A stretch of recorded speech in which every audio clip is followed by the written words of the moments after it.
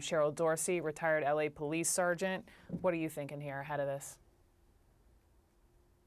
Well, listen, murder is much, much worse than just being awful. Let me tell you from a police officer's perspective what was going on in this young man's mind. That Mr. Brooks was getting the best of him physically. The officer articulated, "I'm going to tase you," and Mr. Brooks was like, "No, you're not."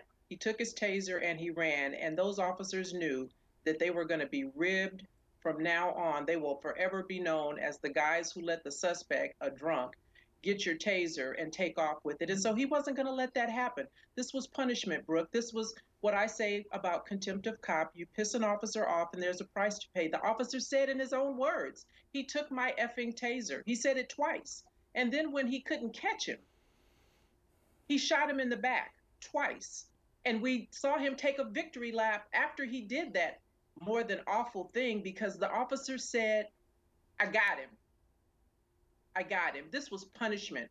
They had so many other things that they could have done, so many other alternatives. As a patrol officer and a patrol supervisor for 20 years, they could have set up a perimeter. They could have requested an air unit. They could have directed units in the direction that he was traveling, provided his description and path of travel. They had his car. They had his driver's license. They knew exactly who he was. There was no exigent circumstance. There was no immediate defense of life.